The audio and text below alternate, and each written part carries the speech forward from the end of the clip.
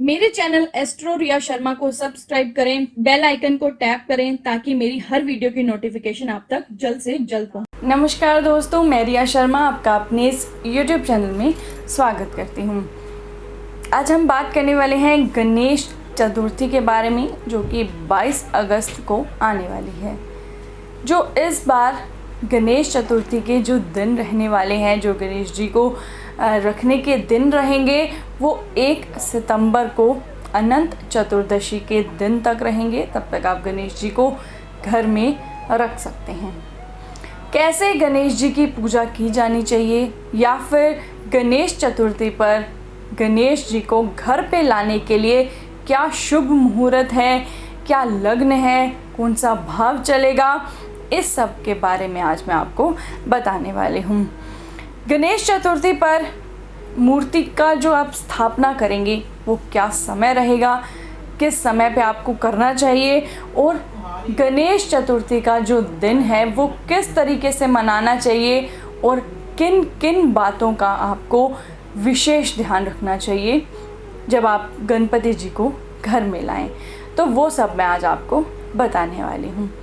लेकिन उससे पहले मैं आपको एक बात बता दूँ कि नीचे आपको अब से मेरी हर वीडियो में मेरी ईमेल आईडी और मेरे डिस्क्रिप्शन बॉक्स में भी ईमेल आईडी का जो लिंक है वो आपको मिलने वाला है। ईमेल आईडी आपको अभी भी स्क्रीन पर शो हो रही होगी। तो आपको मुझसे कोई भी क्वेश्चन पूछना है तो आप मुझे ईमेल पर जाकर पूछ सकते हैं। मुझे जैसे भी पॉसिबल लगेगा मैं आपके साथ कांटेक्ट करूंगी या फिर अपना कांटेक्ट शेयर करूंगी। लेकिन फ़िलहाल आप ईमेल आईडी पर जाकर अपनी कुंडली, वास्तु दोष या वास्तु से रिलेटेड आपको कुछ पूछना है, ग्रह दोष के बारे में पूछना है, कोई उपाय जानने हैं, तो आप नीचे दी गई ईमेल आईडी पर जाकर मुझसे पूछ सकते हैं। मैं वहाँ पर आपका आंसर ज़रूर दूंगी। तो गणेश चतुर्थी के बारे में हम बात कर रहे थे कि गणेश चतुर्थी जो है वो बहुत ही पूरे भारत में पूरे हर्षोल्लास से मनाई जाएगी। लेकिन इस बार थोड़ी सावधानियों के साथ उसे मनाना चाहिए, क्योंकि कोरोना काल में ये जो कोरोना का समय चल रहा है वो बहुत ज़्यादा उत्सव मनाने का समय नहीं है। लेकिन हम भगवान का कार्यक्रम आयोजित कर रहे हैं तो वो कर सकते हैं। विश्व में इतनी जो मौतें हुई हैं उन्हें देखते हुए बहुत ज़्यादा धूमधाम से तो नहीं, लेकिन गणपति जी का जो आगमन है वो ज़रूर किया जाएगा। उतने ही उत्साह से करें, लेकिन जो ढोल नगाड़ों की ताल है, जो ढोल नगाड़े बजवाए जाते हैं, वो इस बार नहीं करना चाहिए। क्योंकि ये जो बीमारी हुई है जिससे लोगों की जो मौतें हुई हैं, वो उसको देखते हुए इस बार उतने धूमधाम से इस त्यौहार को नहीं मनाया जाएगा। लेकिन जो मन में श्रद्धा भाव है उसे देखते हुए ये त्यौहार जो है वो बहुत अच्छे से मनाएं, और अपने घर में रहकर ही कोशिश करें बहुत ज़्यादा लोग इकट्ठा ना हों। तो ऐसे ही इस बार आपको गणेश जी को अपने घर पर लेकर आना है। गणेश चतुर्थी महाराष्ट्र, गुजरात, उत्तर प्रदेश के साथ साथ पूरे भारतवर्ष में मनाई जाती है। लेकिन वहाँ पर इसका जो उत्साह है, उसका जो आयोजन है वो बहुत ही ज़्यादा भव्य तरीके से किया जाता है। जो गणेश चतुर्थी के दिन हैं वो 22 अगस्त से शुरू होंगे और 1 सितंबर तक रहने वाले हैं। तो 11 दिन का ये समय है। 1 सितंबर को अनंत चतुर्दशी का दिन है, उस दिन गणपति जी की विदाई की जाएगी। ज़रूरी नहीं है कि 11 दिन ही गणपति जी को रखा जाए। 1 दिन, 3 दिन, 5 दिन, 7 दिन, 9 दिन, 11 दिन, जितनी आपकी इच्छा है, जितनी आप दिन गणपति जी को अपने घर पर रखना चाहते हैं वो आप उतने दिन रख सकते हैं। हमारे खुद के घर गणपति जी आते हैं, बहुत सालों से 6-7 साल से गणपति जी को ला रहे हैं। तो इस बार भी गणपति जी आएंगे और उसका जो व्लॉग है वो मैं आपके साथ शेयर करूँगी, कैसे स्थापना की, विसर्जन कैसे किया, पूरा जो ये महोत्सव है ये मैं आपके साथ इस बार शेयर करने वाली हूँ। लास्ट वाली वीडियोस का जो लिंक है, पिछले साल भी मैंने लिंक जो वीडियोस हैं वो डाली थी, उसका जो लिंक है वो डिस्क्रिप्शन बॉक्स में आपको मिल जाएगा। अगर आप देखना चाहते हैं तो वहाँ से जाकर देख सकते हैं। मैंने डेकोरेशन की भी वीडियो शेयर की थी कि मैंने कैसे अपने गणपति जी के आगमन पर डेकोरेशन की थी। इस बार भी मैं सारी वीडियोस आपके साथ शेयर करूंगी, डेकोरेशन से लेकर स्थापना तक, और स्थापना के बाद विसर्जन के दिन तक का पूरा वीडियो आपके साथ ज़रूर शेयर करूंगी। तो अब बात करते हैं गणेश चतुर्थी के लिए शुभ मुहूर्त क्या है, कैसा जो भाव है, लग्न है, किस भाव में आएंगे, उनके बारे में आज मैं आपको बताऊंगी। जिस दिन गणपति जी आएंगे यानी कि 22 अगस्त को दिन शनिवार है और भगवान गणेश जी को बुद्धि, धन, धान्य, सुख, समृद्धि का कारक माना जाता है। गणेश जी को प्रसन्न रखने के लिए घर में सुख, समृद्धि और शांति का होना बहुत ज़रूरी है। वैसे भी अगर हमारे मन में अगर शांति होती है तभी हम कोई भी उत्सव या कोई भी धार्मिक आयोजन भी उतने उत्साह से मना सकते हैं। तो इसलिए घर में सुख शांति को बनाए रखें। वैसे भी गणपति जी जब आएंगे तो सुख शांति अपने आप ही आ जाएगी। गणेश चतुर्थी पर शुभ मुहूर्त क्या है? 22 अगस्त शनिवार के दिन गणेश चतुर्थी को शाम 7:57 तक ही चतुर्थी रहने वाली है और हस्त नक्षत्र भी शाम को 7:10 तक ही है। इस दिन वर्णित चौघाड़िया मुहूर्त शुभता प्रदान करने वाला है, यानी कि इस बार जो ये चौघाड़िया मुहूर्त लगने वाला है वो बहुत ही अच्छा रहेगा। उस मुहूर्त में गणपति जी को अपने घर पर ले आएं और दोपहर के 12:22 से लेकर शाम के 4:48 तक चर, लाभ और अमृत के चौघड़ियाँ हैं। तो चर, लाभ और अमृत तीनों ही बहुत अच्छे हैं। तो उस समय में अगर आप गणपति जी को घर पे लाएंगे तो आपके जीवन में कभी भी कोई परेशानी नहीं होगी।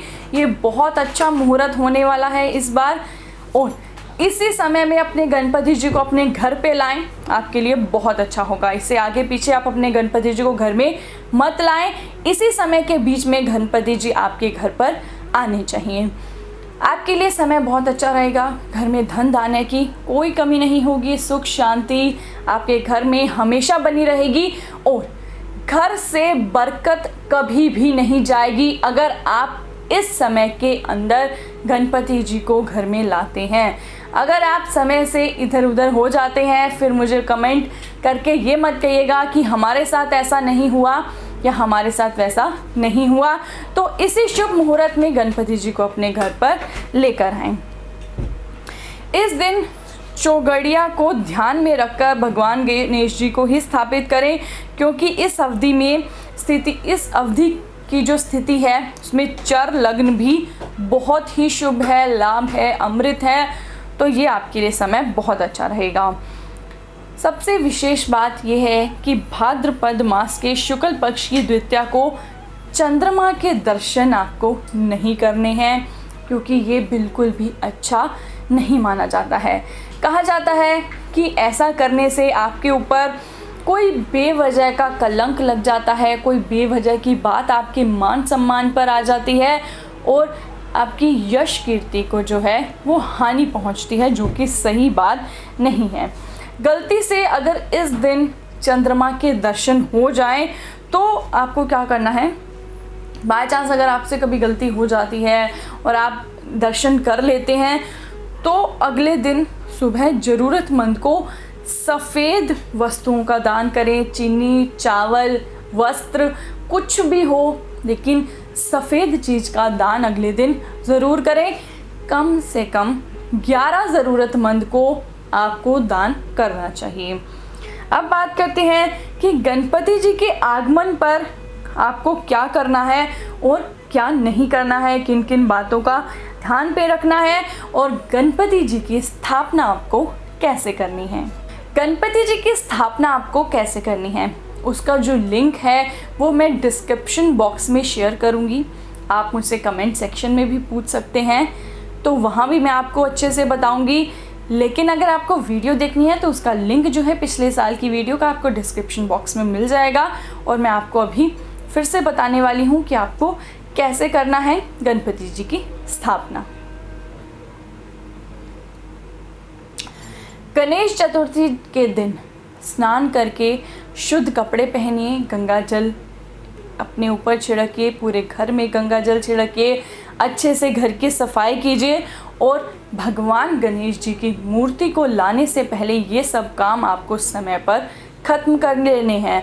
और उसके बाद भगवान गणपति जी को अपने घर पर लेकर आइए, चौकी के बिछाइए जहाँ पर आप गणपति जी को स्थापित करने वाले हैं, गंगा जल छिड़किए, वहाँ पर एक अच्छा सा नया लाल रंग का जो वस्त्र है, लाल रंग का कपड़ा है, गणपति जी के जो स्थान आप बनाने वाले हैं उस वहाँ पर बिछाइए, अक्षत रखिए वहाँ पर गणपति जी को स्थापित करने से पहले।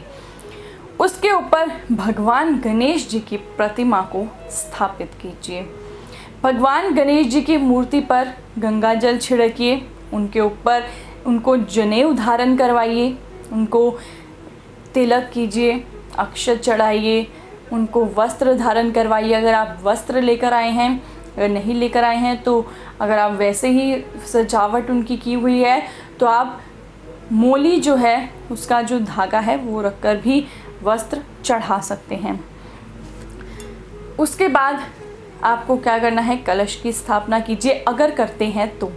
अगर कलश की स्थापना, ज़रूरी नहीं है कि कलश की स्थापना की ही जाए, लेकिन कलश की स्थापना करते हैं तो कलश पर भी स्वास्तिक का चिन्ह बनाइए, कलश की स्थापना कीजिए। कलश पर आम के पत्ते लगाइए, नारियल का कलावा बांधकर आप अपने कलश पर रखिए।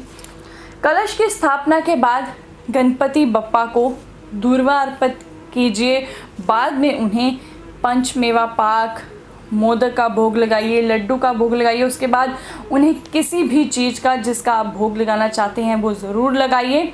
लेकिन इस बार आप अपने गणपति जी को मोदक का भोग ज़रूर लगाइए। मोदक नारियल के हों तो बहुत अच्छा होगा।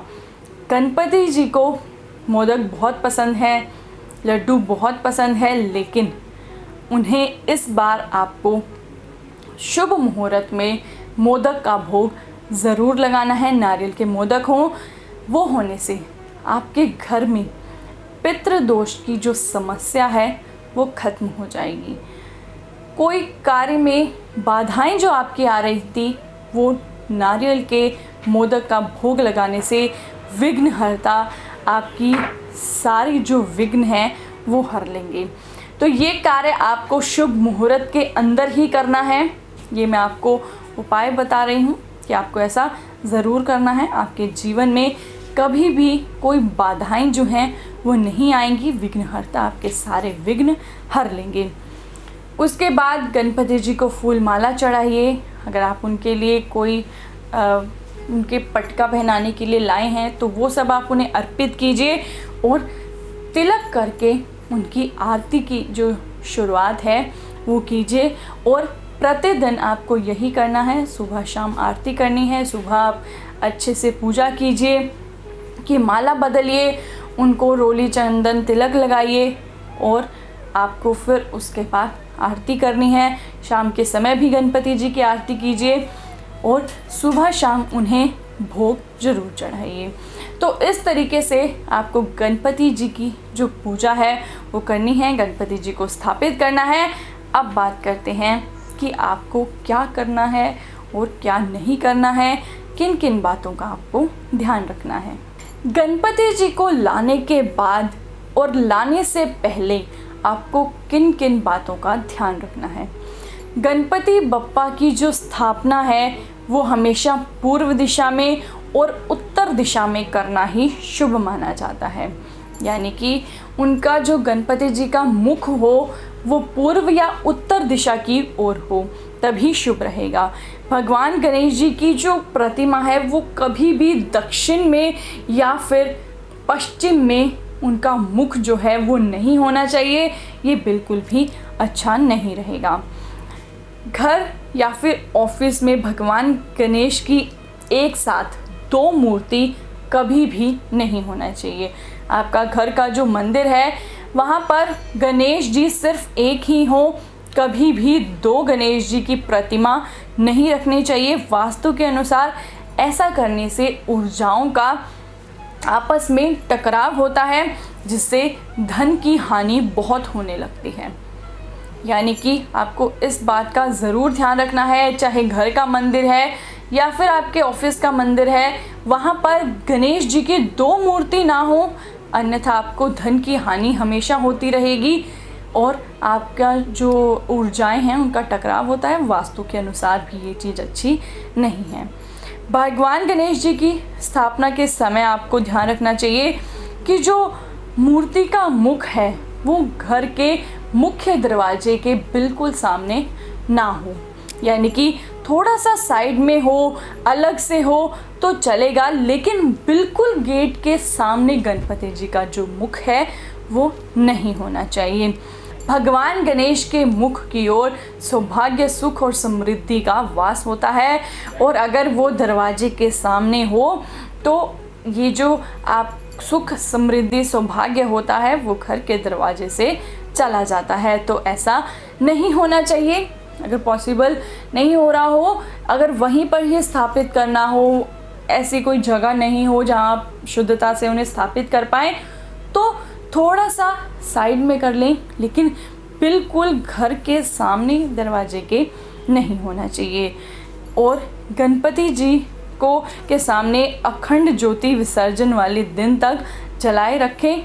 अगर आप नहीं भी जला पाते हैं, नहीं संभव है ध्यान रख पाना कई बार, तो आप सुबह शाम आरती ज़रूर करें और पूरा परिवार मिलकर सुबह शाम आरती ज़रूर करें, आपके लिए बहुत अच्छा होगा। और जब गणपति जी घर में आ जाएं तो मांस मदिरा का जो सेवन है उसे नहीं करना चाहिए, बिल्कुल त्याग देना चाहिए, और घर में ऐसी कोई वस्तु भी नहीं आनी चाहिए। तो इन सब बातों का आपको ज़रूर ध्यान रखना चाहिए और गणपति जी की स्थापना अच्छे से कीजिए। आपको गणेश चतुर्थी की हार्दिक हार्दिक शुभकामनाएं। गणपति जी आप सभी के विघ्न हर लें और आपको कभी भी कोई तकलीफ़ ना हो, आपका जो जीवन है वो हमेशा सुखमय हो। तो आशा करती हूँ आपको वीडियो पसंद आई होगी। वीडियो पसंद आए तो वीडियो को लाइक कीजिए, शेयर कीजिए, अपने सुझाव, अपने क्वेश्चंस मुझे कमेंट कीजिए, मेल आईडी पे कीजिए, मैं आपका आंसर ज़रूर दूँगी। धन्यवाद।